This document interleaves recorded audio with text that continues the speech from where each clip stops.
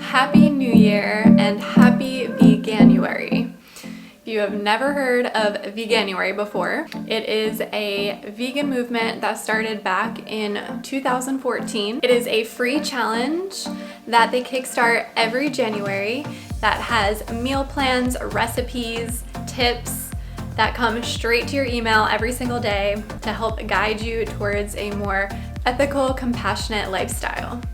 Just last January alone, over 400,000 people signed up for the challenge. I will leave a link in the description below if you'd like to check out the challenge and sign up.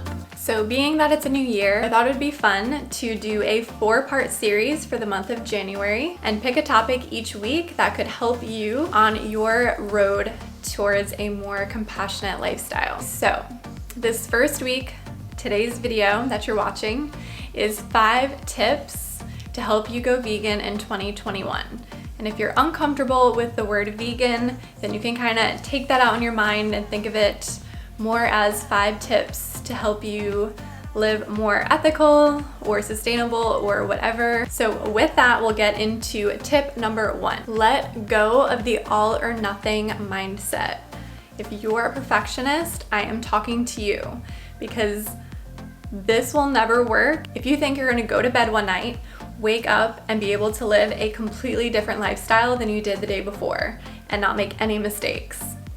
I can tell you that that is impossible. Even from just personal experience, it is not as cut and dry as one might believe. So for example, if you wanted to become an actor or an actress, you would not quit tomorrow just because you figured out that you couldn't be a movie star the very next day. You would practice. And so I would look at this the same exact way. It is a practice. You're gonna learn as you go. You're gonna get smarter, make mistakes, and that's totally okay. Just a little personal story. This coming July will be 5 years since I started, and it wasn't until this past summer that I even thought about toothpaste. And so I looked up the kind that I've been using for the last few years because I have super sensitive teeth. And lo and behold, the brand I was using, tests on animals, is not vegan at all. And I felt like such an idiot and so defeated, which, I mean, this might seem really small to you right now, but for somebody that had been vegan for 4 years, it felt huge. I'm not perfect. Nobody's perfect. If they say they are, they're not. The best thing you can do is learn from your mistake, be smarter for it. When you know better, do better. So now that we have set the perfection aside, tip number 2 is to compartmentalize.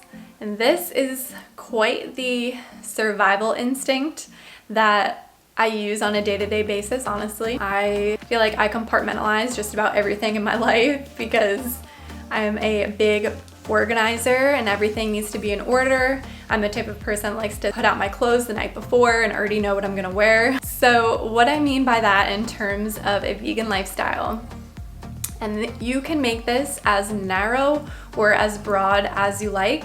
So for example, to be super focused in and narrow, if you want to switch out dairy for the first week, you can swap your milk. Then for week 2, you can swap your butter. Week 3 could be your ice cream, and so on. If you feel a little bit more comfortable, you can go a little bit more broad and focus on all dairy products for maybe the first 2 to 3 weeks, then move on to meat or eggs. And then if you really want to go broad and you already have kind of dabbled in eating a plant-based diet in the past, then maybe for the first month, you focus on food. Second month, you can focus more on the products that you buy outside of what you eat. So like skincare, makeup, and things like that. And then month 3, you can start to focus more in on clothing and shoes and the products that you wear. But like I said, I wouldn't overnight start to look at every single article of clothing that you have. Those are slower swaps because we're not buying clothes or skincare products as often as we eat. That's my tip number 2, is to compartmentalize as small or as big as you're comfortable with. Break it down, start small. Tip number 3, download the Happy Cow app. This is gonna be really helpful if you ever wanna go out to eat. When you sign up for the app, you will put in the location for where you live locally or if you're visiting somewhere, and it will pull up a list of restaurants, how vegan friendly they are. A lot of them will have reviews and photos. This app was very helpful when Dylan and I went to Michigan last winter because we had obviously never been to this town before. Pulled up the app every time we went out to eat, read the reviews, and we had amazing meals every single day. Tip number 4. For whatever reason that has inspired you to watch this video or be interested in veganism at all, consistently feed that inspiration. It will serve as motivation for you and help keep you on track. For me personally, there are a few vegan activists that continually remind me of how important this movement is and to share it with others. If there's ever been anything that you found out about that was so great and you thought could better the world around you, your immediate inclination is to share it with somebody that you love. And I can promise you that anyone that's ever brought up veganism, it is always coming from a place of love and compassion. So that was my tip number 4. Lastly, tip number 5, hold yourself accountable. And you can do this by saying it out loud. Tell somebody else that you have a goal, and that will more than likely keep you on track, especially if it's somebody close to you that's gonna ask you about it. When I first started veganism, I did a 30-day vegan challenge, and naturally, Dylan went vegan 2 weeks later with me, and we've been ever since. And it is so much easier on us cooking and eating the same foods. So you just might inspire somebody really close to you, which will give you even more positive reinforcement to continue on this path.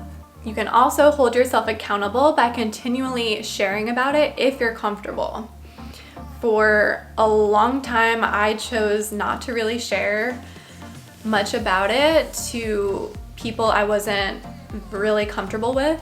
I knew I was gonna get a lot of questions. I kept it to myself most of the time in the beginning, and then as I became more comfortable and confident, I slowly have begun and still to talk about it a little bit more with people. So if you'd like to share about it and your journey and your mistakes and your light bulb moments, it could also serve as a great way to hold you accountable.